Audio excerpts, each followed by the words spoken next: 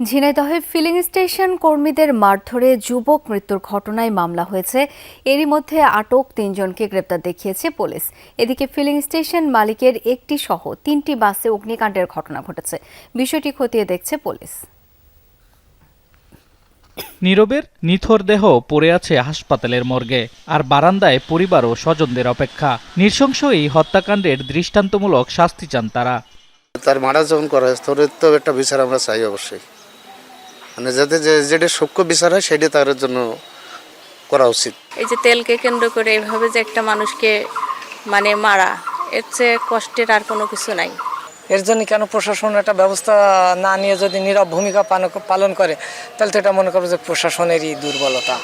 স্থানীয়রা জানান, শনিবার রাতে পেট্রোল পাম্পে তেল নেয়াকে কেন্দ্র করে বাকবিতণ্ডায় জড়ায় নীরব। এরপর তাজ ফিলিং স্টেশনের কর্মীদের মারধরের শিকার হন তিনি। গুরুতর আহত নীরবকে ঝিনাইদহ সদর হাসপাতালে নেওয়া হলে আর বাঁচানো যায়নি।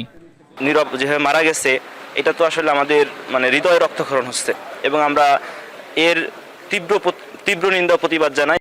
নীরবের মৃত্যুর খবরে বিক্ষোভ করেন স্থানীয়রা। রাতেই তাজ ফিলিং স্টেশনের মালিকের একটি সহ 3টি বাসে আগুন দেয়া হয়। হামলা ও ভাঙচুর চালানো হয় আরাপপুর সৃজনী ফিলিং স্টেশনে। তবে এই হামলা ও আগুন দেওয়ার সাথে নিহতের ঘটনার কোনো সম্পর্ক রয়েছে কিনা তা খতিয়ে দেখার দাবি জানান বাস মালিক ও শ্রমিকরা।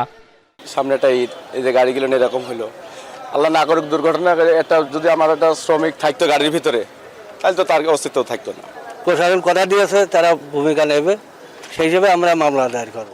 নীরব হত্যার ঘটনায় এরই মধ্যে মামলা হয়েছে। গত রাতেই আটক নাসিম হোসেন, রমিজুল ইসলাম ও আবু দাউদকে গ্রেফতার দেখিয়েছে পুলিশ। এই ঘটনায় 3 জন আটক আছে।